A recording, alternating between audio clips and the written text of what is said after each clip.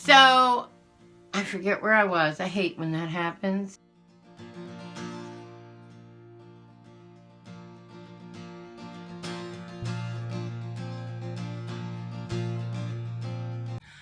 Hi everybody, it's PJ, and today we're going to go through my astral projection that I did Sunday morning. Even though it's not Sunday morning. Sunday morning video was about free reading, so I wanted to kind of,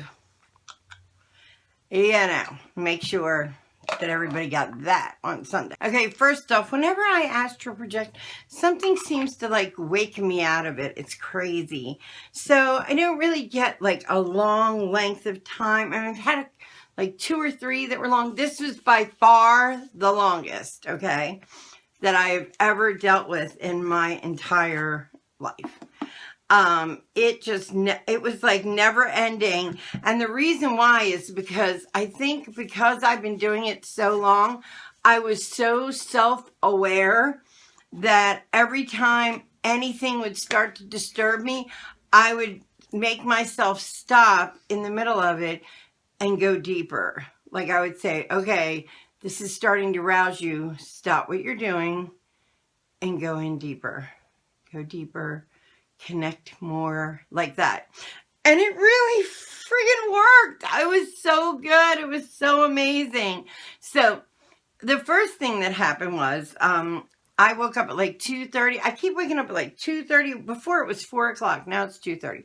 But that's because Tim was here for a really long time yesterday. And I got really tired because I've been like really super sick with this stupid cold, which I think, God, knock wood, seems like today is a lot better. I woke up at 2:30 because I had fallen asleep right after Tim left at like 8. And the dogs had to go out because that's what's happened a couple times recently. Like the girls are like, Mom, really? Like you're going to just like not walk us all night? And then I was like up for like, I don't know, over an hour. So I got one of my Monroe Institute tapes out and I went ahead and listened to hemi-sync. And a couple of them are like, they tell you what to do, but then you just go into hemi-sync. So I was pretty awake, even though I had my eyes closed and I was going through the motions. I was fairly awake during the hemi-sync stuff, right? So, anyway, at the very end of the hemi-sync, like it starts to get quieter and quieter. And I was like, oh my God, you're going to lose this. You're not going to be able to hold on to this. Just force yourself. And that's what I did. I like literally was like, I'm not going to open my eyes until I go. So just do it. Like I told myself, I don't know what was different, but it just happened so fast. Like that, I was out on Route 40. I had like projected myself out to Route 40 and I was like, so I'm like laying on Route 40, like in the same position I was in my bed, but now I'm on Route 40 and a car drives by and I was like, why is there a car driving by? Oh my God, I'm on Route 40. And I said to myself, calm it down, calm down. Let's get you back home. So I closed my eyes and thought about being in front of my house and boom, I was. So the first thing I did was go out to the electric poles on Main Street. And I was like, basically, I know this is crazy, but I was like doing tightrope walking on them. And then I was like bouncing up on them to like get higher in the sky. So much fun. I had so much fun. It's sickening how much fun I had. Like, literally, you're Peter Pan. I don't care what anybody says.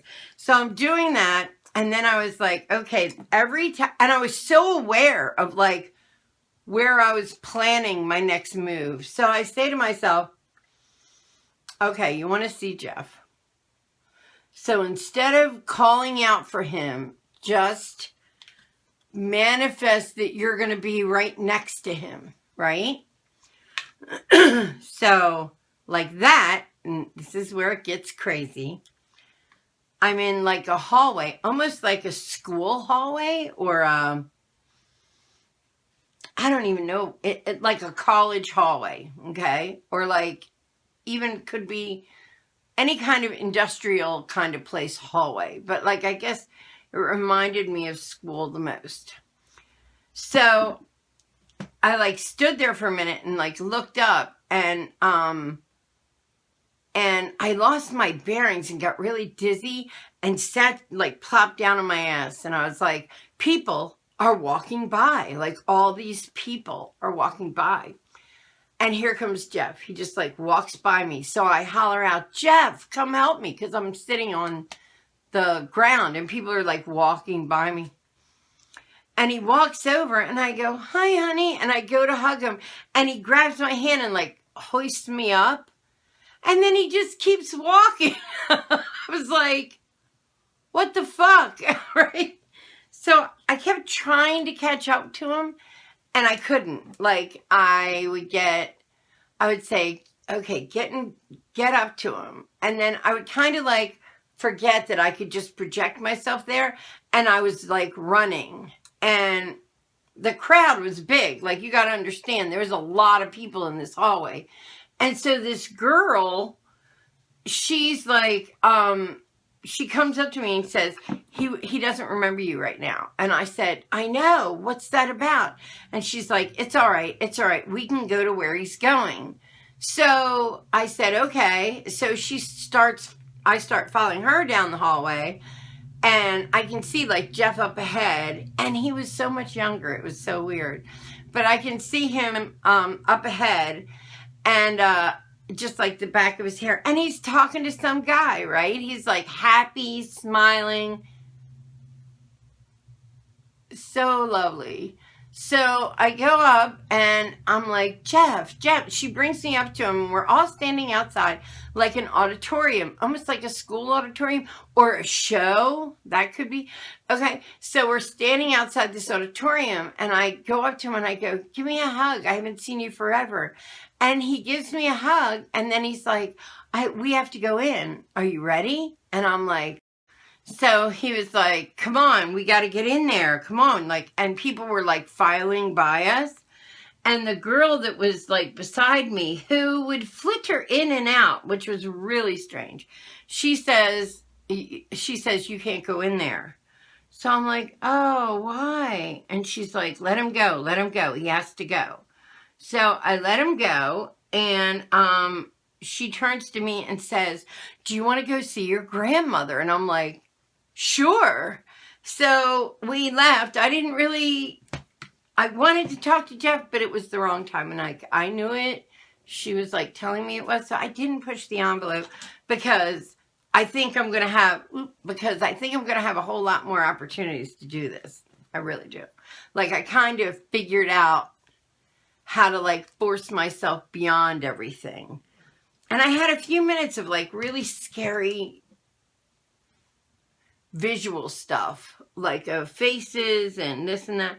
But truthfully, like nothing that scared me away. It was just like, I think it was like, I swear, I want to say it was like another being that I just didn't understand what it was. Like, it didn't want to hurt me, but it was a scary looking thing. And I'll go into detail another time about what it looked like. But right now, what I think it was like, I didn't feel like it was ominous, but its looks scared me. So anyway, so I go with this girl and we walk up these steps and it's almost like we're in old time Philadelphia now. And I walk in and my friggin' grandmother from Florida is in there, who is way young. I mean, she was like younger than me, but I could recognize her from like an old picture, but it didn't even really look like the old picture. But I knew who she was. You know, I could recognize her. And I was like, hi, Nana. And she said, don't do that. And I was like, okay. And the girl says, hi, Gladys. And she looks up and says, in her southern accent, she's like, who's your friend? So I say to the girl, so she says, don't do that. Don't do that. Just be a friend. So I say to the girl, does nobody know who I am? Like, do they not know? And she's like, it depends on their mindset. So I was like, oh, okay. So it almost looked to me like she was like back in time. I walk in there. I sit down for a few minutes. I'm like, okay. She's like, who's your friend? So the girl said, this is Paula. And she's like, well, howdy, Paula, blah, blah, blah. And this other woman comes in who looks a whole lot like her. And I'm like, I wonder if that's her sister, right? Because she had 5 sisters. And they're chattering away. I don't ask. I don't know why I didn't ask. But I was totally aware of who I was talking to and what I was doing. So she asked me, did I want spoon bread, which I've never even had. So I was like, what? And she's like, would you like some spoon bread? And then there was this cat with her. And I said, I was like, here, kitty, kitty. And she said, he's not friendly. So the girl looked at me and said, we better go. So I said, okay. So we walk out, back outside, right? I just got like, it was like very small times with these 2 people. But anyway, we walked back down into the hallway out of the apartment or whatever. And she said, let's just go through the window. So there's 2 big open windows with like the slatted kind of window. And we just like I floated behind her. And then we went across, and it was like, I want to say like maybe New York or Philadelphia, but it was like a while ago, or even like Baltimore or something, like a city. I couldn't see a street sign because we were above it all now. And so we went back up, and like I was back up on the telephone lines.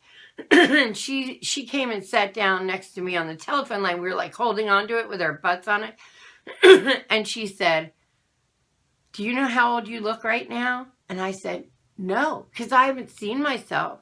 She said, you look like you're in high school. And I was like, really? And she's like, you can look however you want to. And I said, oh, okay. I said, why didn't anybody know me? Because that was my biggest thing. I said, why didn't anybody know me? And she said, let's bounce on the wires. And I'm like, pfft. And she jumps up and starts bouncing on the wires, and we're bouncing all the way up. And she's like, it's time to go home. So I say, okay, can I check in on my mom? And she's like, you can, but you have to be quiet. And like this, I'm in my mother's backyard. And I'm like, oh my God, okay, let me tiptoe to the window. I start to tiptoe to the window. Her fucking dog starts barking. I'm like, oh my God. So it scared me enough where I was like, boom, back to my house. Do you know what I mean? But it was in the hallway where that scary thing was. The scary, I don't know what it was. I can't even describe what I saw. It just startled me. It was like all light and like almost fluorescent green, like where a neck should be. And it didn't have eyes, like it was just hollow where the eyes should be. But it wasn't like even necessarily a man's face, because it was just shimmery light. And I was like, what the fuck is that? And it was like, it was okay. Like, then I realized, like, okay, it's not going to hurt me, whatever it is. And then when she told me, like, you can be whatever you want, I'm wondering, well, is that somebody who just wanted to take the form of light or something? So cool. So, anyway, so then I snapped back to my house. So I'm here. So I'm like, should I go through the window? And I go through the window, and something in my brain says, you can't go through a window. And it fucking hurts me. I like bang on the window. It's like, fuck. So, but I was still there, because literally every time I did anything huge, like got too far up in the sky or whatever, and that fear, bodily fear would come on, I would stop myself. I'd say, okay, just stay here. Just, it's okay. And because I wasn't so desperate for Jeff, I was like, I wasn't screaming Jeff. Like, I was like, all right, let's do this right. I was so aware, like ridiculously aware, that literally when I finally came to, I came to because it was getting early, like the lights, I could hear the birds in my room, even though like I could hear that it was daytime and I needed to get up. So when I first opened my eyes, the first thing I see, I have this huge Indian round tapestry. And I saw the tapestry and I said, I closed my eyes again and said, in my room, in my bed. And then I was like, wait a minute, that is in my bed. That is in my room. And I opened my eyes again, I realized I was back. It was the best time. Like, forget it. Now that I know, like, I can kind of will myself to do it. And you know, Tom Campbell, who I listen to, and you should listen to if you're into astral projection, he says that. He says that it isn't like, it's so hard for us to realize how easy it is to go. And this morning was so easy. It was like, it was crazy pants. It was like crazy pants. Like, I can't even explain how crazy it was. Like, literally can't explain how crazy that was. Like, I can tell you what my grandmother was wearing. Like, I'd love to know if she had something like that. She was dressed like, she had on like a brownish black house coat that was like, she was so skinny too. I was like, wow, because she was chubby when I was growing up. But like, her face was so beautiful. You should take, my grandmother is half Indian. So her cheekbones literally almost like cut her eyeballs. Like, they were like way up here. And that's where my mom gets like her beauty from, I think. But by the time I met my grandmother, she was roly-poly. And like, she used to call herself glad ass, happy bottom. I think I have a little bit of her in me. But crazy, because she was like this thin young woman, and this other woman was there, and I could swear they were related on some level, maybe a cousin, I don't know. And then this cat, and it was just magical. The whole thing was so magical. And what was so magical about it was I knew. Like, I knew I was there. I knew. Like, there was no dream about it. Like, I was completely aware. But I wasn't making it up. See, when I lucid dream, like, I'll make up scenarios. Because you can lucid dream, like, kind of easier than you can travel. But when you lucid dream, you're like blue floor, and the floor is blue, you know? But when you travel, although you're aware of you, anything can act in any way. Because if I was like lucid dreaming, I would have had Jeff stay where he was, recognize me, because I was like kind of heartbroken. But then on the other hand, even though I was heartbroken that he didn't know who I was so happy to see him happy. So anyway, I mean, the point is that it was amazing. I think that it's going to happen a lot more often. I did not feel like I slept. That's the only part about it, is like, I'm going to have to really watch when I do it.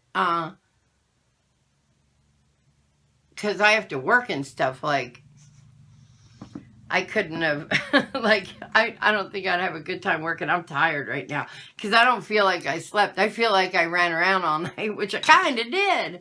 It was fun. It was so good. It had like people in it that like, I mean, it really was amazing. Oh, I know what I was talking about. Tom Campbell. I forget what I was saying. I'm sorry. I'll probably just cut this all out. Anyway, it was a wonderful morning. I'm so glad that I just like kind of made myself go through the motions. I was like, just do it. Like, just, you're not going to get up until you do this. And like, when I felt it, like on the edge, because you can feel it, and then you like back away. I don't know why your body's natural reaction is to like, you know, and I just didn't. I just didn't let it happen. I just was like, no. Also, I think the fact that I've been doing, on Periscope, you can do meditation with Deepak Chopra. And I did one the other day. In the morning, I did a meditation that was all about getting rid of the you, the body you. And he took you down and down, and then he was like, okay, he was like this. He was like, okay, now you're, I don't know. I'll probably do a meditation, a similar meditation for you like it, because it was really powerful. And it just took you down to the center core of you, which is basic breath and light. That's all it is. And so for me, I think those helped me get through this today. It was so lovely. I'm so happy. It put me in the best mood, like, ever. Because it tells me that there's so much more out there that we don't know about. And I mean, I know it's a Stephen King quote, but here this says, "Go then, there are other worlds than these." And because there is, and you know, one of these days I'm gonna do that. I'm gonna project myself to another civilization somewhere not here, and then I'll let you know about it. And Tom Campbell has done all that. Oh, that's what I was saying. He says that it's right here, that it isn't far away, this place, that we find it very difficult to deal with and get out of our conscious and subconscious states. He says that it's right here. It's like right there. It's tangible. And that the willingness of you to get there is what gets you there. So you have to kind of like give up your body in that moment. And like, that's the part that stops you. And he like explains it way better than me. He is absolutely a amazing traveler compared to me. I mean, I'm such a newbie. Not a newbie, but I'm not, like, I'm only now trying to hone it in like a, like an actual skill, which is what he has done all his life. And amazing guy to listen to if you like this kind of stuff. So anyway, guys, that is what happened to me this morning. How's your morning? And now I am going down to Jeff's house to say goodbye to the river house. So anyway, if you'd like to follow me down the rabbit hole that is my life, hit the button down below and subscribe. Give us a thumbs up if you like these kind of videos, a thumbs down if you don't.